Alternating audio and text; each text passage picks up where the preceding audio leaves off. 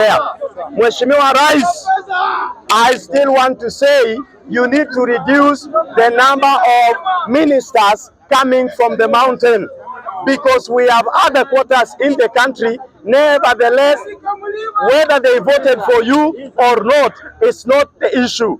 You need to govern for everybody, and we do not need to see the number of cabinet secretaries coming from one region being 9 or being 10. Reduce them and take them elsewhere, distribute them equally in this country. Two, I also want to address you on the issue of permanent secretaries. Permanent secretaries, even to the extent of having... Thank you, Mr. Speaker. It's been a while before I talk. Mr. Speaker, allow me first to echo what I said yesterday. You did not understand me. The discretion of time must be a preserve of the Speaker. But before I do that, I know a lot has been said about funding for that tour. I don't know if funding was not supposed to be part of it. To the best of my knowledge, any political leader or official that organizes functions, there must be funds available for that. And so funding is a normal thing. They fund. I have heard about crowds. Of course, there is no one who would want to go to a place without crowds, Mr. Speaker. Crowds are there. And in this country, we know it. All political parties and political leaders, they also have to have the crowd. You know, even in Nairobi here, even if it is not a political party, people like where people are gathered, isn't it? Hata utakuja ukute pengine ni nonsense inaendelea, but there is a crowd. So one of the ways that politicians raises crowds is they have to have some people that begins the crowd, then the crowd swells. I want to look at the expectations. I know expectations have been high now from Mount Kenya and from any other place. But I've also had a little bit of imbalance in this whole expectation. There is so much expectation in some quarters. There is so much less expectation in some quarters of this country. I think Mr. President should understand that wherever he goes anywhere, he should be talking and the expectations should be met. Not all quarters of this country are the same. So he has to look at the context of, at the background of the people that he's meeting. I want to also talk about challenges. I have noticed there is quite, the challenges in Mount Kenya are not necessarily the challenges that are in Coast. They are not the same challenges in Western. They are not the same challenges in North. They are not the same challenges in Nyanza and any other place. And even in Nairobi, Nairobi has its fair share of challenges. So those have to be dealt with. But what is the reality? The reality is, and Mheshimiwa Speaker, I had this. You know, I was in a vehicle and this guy is a Kisii driver, and then there was a conversation between him because we were seated, the three of us in front. And there is this conversation. The other guy is a Kikuyu friend of mine. And then he tells this Kikuyu that surely you are lying to us. When the president is coming, you are even quoting the figures that the president should give you. And yet when president is coming to Nyanza and Kisii, you say it is all rubbish. I think there is supposed to be, a member said here, there is supposed to be decorum.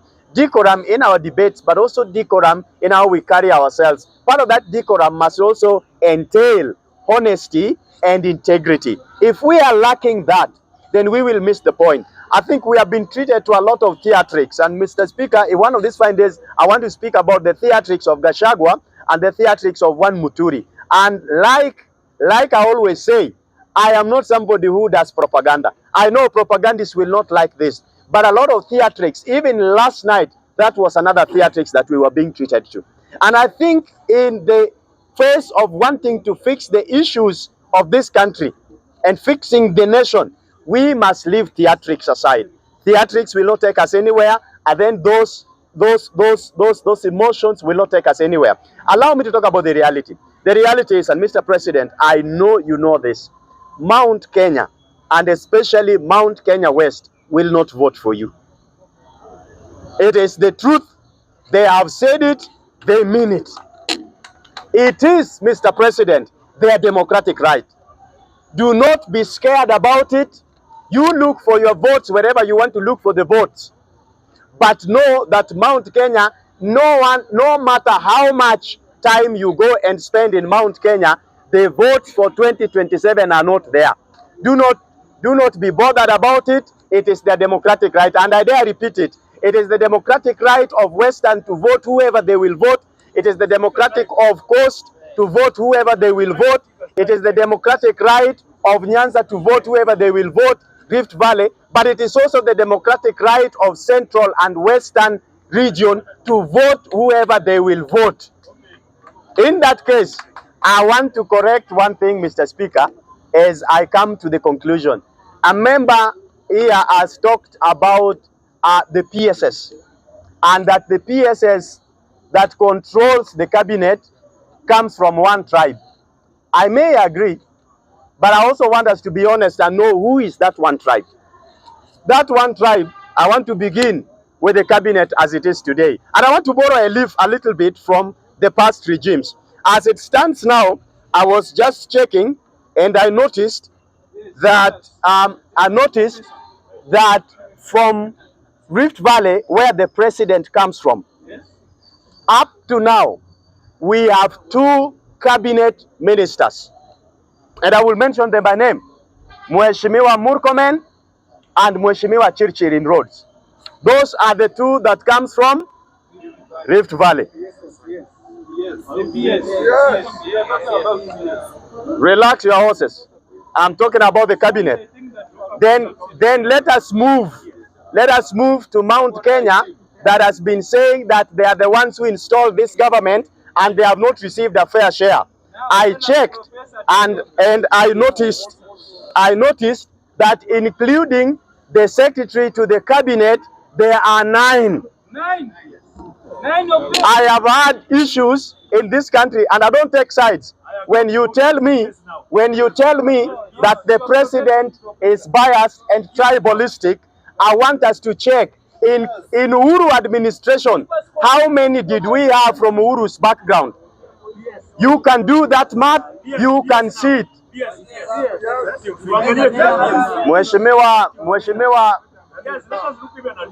Mheshimiwa, this is my thing, it is not your thing. I'm doing it. So relax your horses.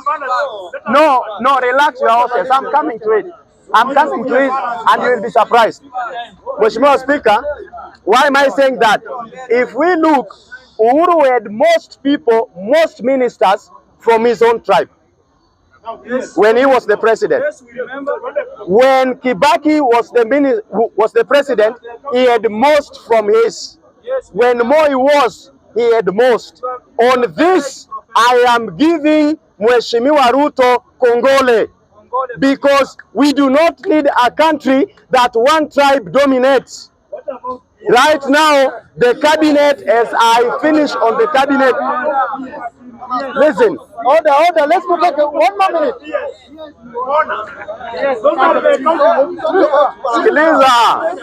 Eliza, I'm coming to that. So the cabinet, I have clearly said, there are 9 and the others are what? Are 2. Now let me come to the PS. Let me come to the permanent secretaries. No,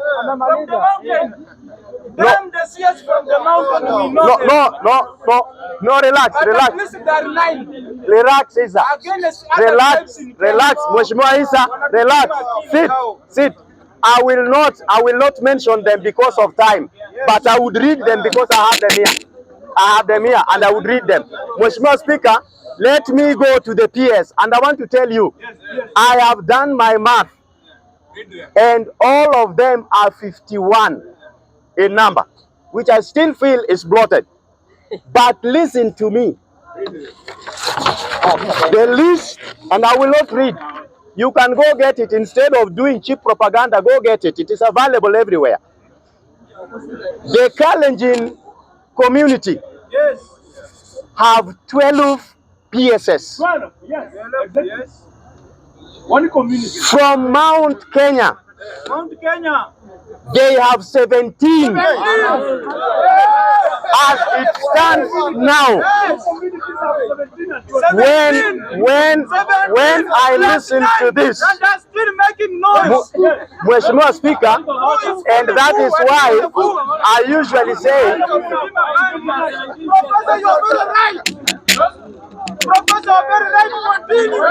listen, members, I want to address members of the public.